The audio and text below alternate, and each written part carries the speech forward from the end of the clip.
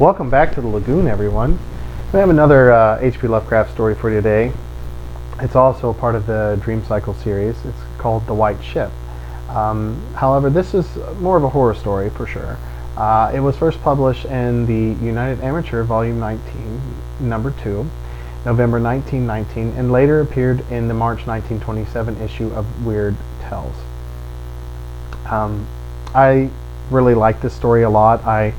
I love to read it when I'm out near a lake or the ocean or the sea, especially seeing a lighthouse in view. You'll soon find out why. So without wasting any more time, we're going to read this kind of short story. This video probably won't be too long. I just kind of want to read this and maybe speak a few words after, and then I will upload yet another video. It's also kind of a small story. I could make it a part of one video, but I will separate them into two because they're both deserving of their own video, because they're both good tales. Now this also has been, since we're in the Dagon book, has also been ranked by its previous owner, and they give this also an F. So this seems to be someone who doesn't really care for the dream cycle, and that's okay. Like I said, you might not, and then you can skip over these videos if you want, but I would encourage you to stay because I think that they are rather awesome. And as we reach more into Randolph Carter's story, he will encounter some of the characters that are in these short stories. So it's a lot more epic, and you get a lot more appreciation for the final, I would say the last three Randolph Carter stories, because it kind of starts bringing in other characters from other Lovecraft short stories, and then you get to see the greater cosmological universe that he has created, and it's awesome. So without further ado, let's do The White Ship by H.P. Lovecraft. I am Basil Elton, keeper of the North Point light that my father and grandfather kept before me. Far from the shore stands the gray lighthouse, above sunken slimy rocks that are seen when the tide is low, but unseen when the tide is high. Past that beacon for a century have swept the majestic barques of the seven seas. In the days of my grandfather there were many. In the days of my father, not so many, and now there are so few that I sometimes feel strangely alone, as though I were the last man on our planet. From far shores came those white-sailed agrosies of old, from far eastern shores, where warm sunshine and sweet odors lingered about strange gardens and gay temples. The old captains of the sea came often to my grandfather and told him of these things, which in turn he told my father, and my father told me in the long autumn evenings when the wind howled eerily from the east. And I have read more of these things, and of many things besides, in the books men gave me when I was young and filled with wonder. But more wonderful than the lore of old men and the lore of books and the secret lore of ocean, blue, green, gray, white, or black, smooth, ruffled, or monotonous, that ocean is not silence. All my days have I watched it and listened to it, and I know it well. At first it told to me only the plain little tales of calm beaches and near ports, but with the years it grew more friendly and spoke of other things, of things more strange and more distant in space and in time. Sometimes at twilight the gray vapors of the horizon have parted to grant me glimpses of the ways beyond, and sometimes at nights the deep waters of the sea have grown clear and phosphorant to grant me glimpses of the ways beneath, and these glimpses have been as often of the ways that were and the ways that might be as of the ways that are, for ocean is more ancient than the mountains and freighted with the memories of the dream of time. Out of the south it was that the white ship used to come when the moon was full and high in the heavens. Out of the south it would glide very smoothly and silently over the sea. And whether the sea was rough or calm, and whether the wind was friendly or adverse, it would always glide smoothly and silently, its sails distant, and its long strange tiers of oars moving rhythmically. One night I espied upon the deck a man, bearded and robed, and he seemed to beckon me to embark far from unknown shores. Many times afterwards I saw him under the full moon, and even did he beckon me. Very brightly did the moon shine on the night I answered the call, and I walked out over the waters to the white ship on a bridge of moonbeams. The man who had beckoned now spoke a welcome to me in a soft language I seemed to know well, and the hours were filled with soft songs on the oarsmen as they glided away into a mysterious south, golden with the glow of that full mellow moon. And when the day dawned rosy and effulgent, I beheld the green shore of far lands, bright and beautiful, and to me unknown. Up from the sea rose lordly terraces of verdure, trees stuttered and swaying here and there, and gleaming white roofs and colonnades of strange temples. As we drew nearer the green shore, the bearded man told me of that land, the land of Zar, where dwell all the dreams and thoughts of beauty that come to men once and then are forgotten. And when I looked upon the terraces again, I saw that what was said was true. For among the sights before me were many things I had once seen through the mist beyond the horizon and the phosphorescent depths of ocean. There, too, were forms and fantasies more splendid than I had ever known, the visions of young poets who died and went before the world could learn, or what they had seen and dreamed. But we did not set foot upon the sloping meadows of Zar, for it is told that he who treads them may never more return to his native shore. As the white ship sailed silently away from the temple terraces of Zar, we beheld on the distant horizon ahead the spires of a mighty city, and the bearded men said to me, "This is their Lorien, the city of 1,000 wonders, wherein reside all those mysteries that men have striven in vain to fathom." And I looked again at closer range, and saw that the city was greater than any city I had known or dreamed of before. Into the sky the spires of its temples reached, so that no man might behold their peaks, and far back beyond the horizon stretched the grim grey walls, over which one might spy only a few roofs, weird and ominous, yet adorned with rich friars and alluring sculptures. I yearned mightily to enter this fascinating yet repellent city, and besought the bearded man to land me at the Shone Pier and the huge caravan gate of Acaria. But he gently denied my wish, saying, "Into the Lorien, the city of 1,000 wonders. Many have passed, but none return. Therein walk only demons and mad things that are no longer men, and the streets are white with the unburied bones of those who have looked upon the Idilion Lathali that reigns over the city." So the white ship sailed on past the walls of Thalarion, and followed for many days a southward flying bird, whose glossy plumage matched the sky out of which it had appeared. Then came to me a pleasant coast gay with blossom of every hue, where as far inland as we could see vast lovely groves and radiant arbors beneath a meridian sun. From bowers beyond our view came bursts of song and snatches of lyric harmony, interspersed with faint laughter so delicious that I urged the rowers onward in my eagerness to reach the scene. And the bearded man spoke no word, but watched me as we approached the lily-lined shore. Suddenly a wind blowing from over the flowery meadows and leafy woods brought a scent at which I trembled. The wind grew stronger, and the air was filled with the lethal, carnal odor of plague-stricken towns and uncovered cemeteries. And, as we sailed madly away from this damnable coast, the bearded man spoke at last, saying, "This is Jura, the land of pleasures unattained." So once more the white ship followed the bird of heaven over warm, blessed seas fanned by caressing aromatic breezes.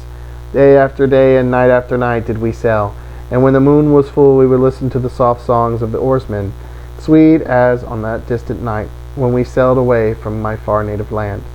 And it was by moonlight that we anchored at last in the harbor of Sononau, which is guarded by twin headlands of crystal that rise from the sea and meet in a resplendent arc. This is the land of fancy.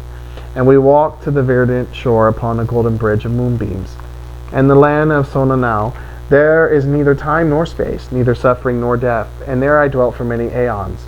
Green are the groves and pastures, bright and fragrant the flowers, blue and musical the streams, clear and cool the fountains. and stately the gorgeous, the temples, castles, the cities of Sonanil. Of that land there is no bound, for beyond each vista of beauty rises another more beautiful. Over the countryside, amidst the splendor of cities, can move at will the happy folk, of whom all are gifted with unmarred grace and unalloyed happiness. For the aeons that I have dwelt there, I wandered blissfully through gardens where quaint pagodas deep from pleasing clumps of bushes, and where the white walks are bordered with delicate blossoms.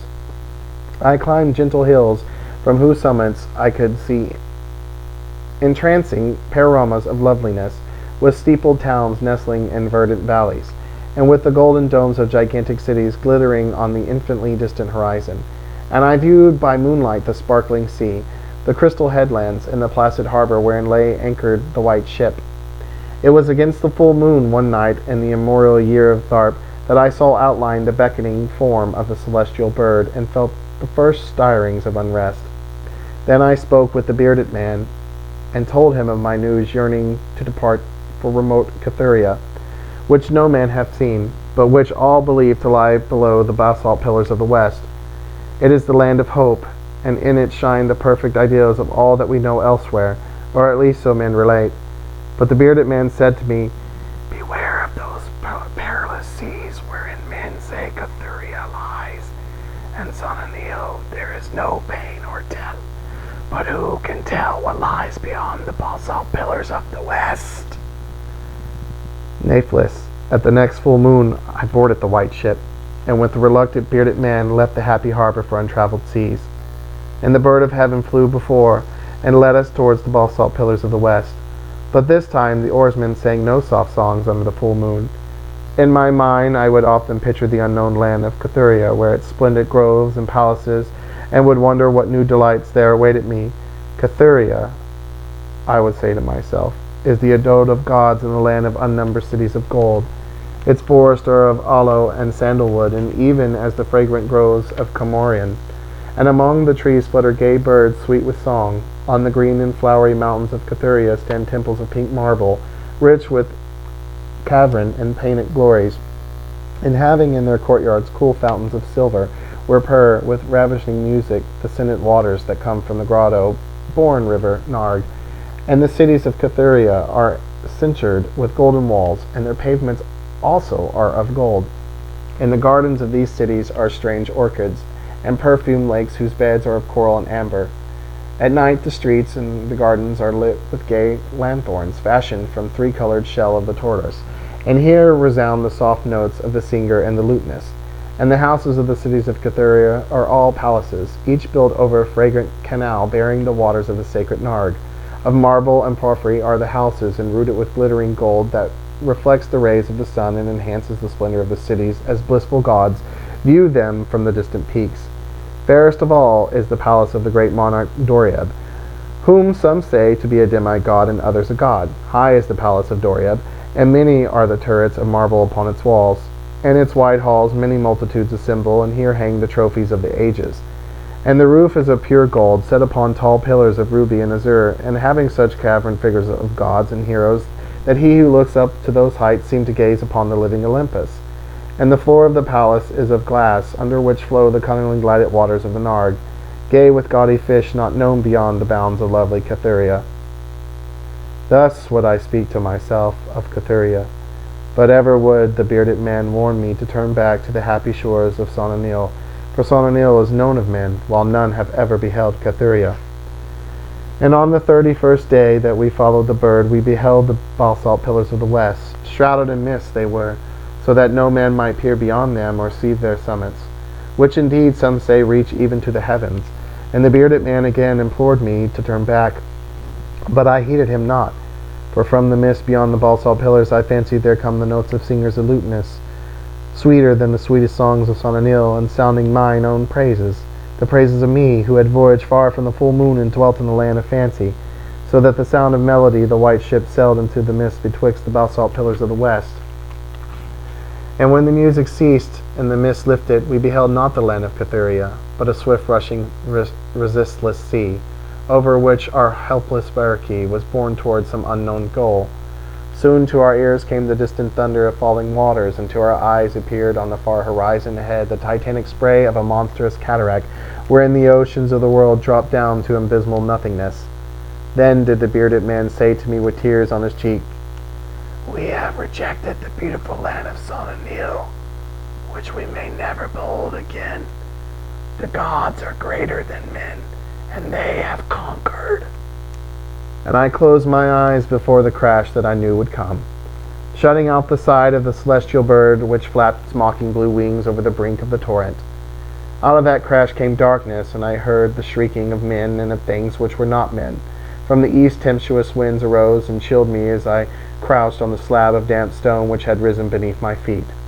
Then, as I heard another crash, I opened my eyes and beheld myself upon the platform of that lighthouse whence I had sailed so many aeons ago. In the darkness below there loomed the vast blurred outlines of a vessel breaking up on the cruel rocks, and as I glanced out over the waste I saw that the light had failed for the first time since my grandfather has assumed its care. And in the later watches of the night, when I went within the tower, I saw on the wall a calendar, which still remained as when I had left it at the hour I sailed away. With the dawn I descended the tower and looked for a wreckage upon the rocks, but what I found was only this: a strange dead bird, whose hue was of the azure sky, and a single shattered spar, of a whiteness greater than that of the wave tips or of the mountain snow. And thereafter the ocean told me its secrets no more. And though many times since has the moon shone full and high in the heavens, the white ship from the south came never again.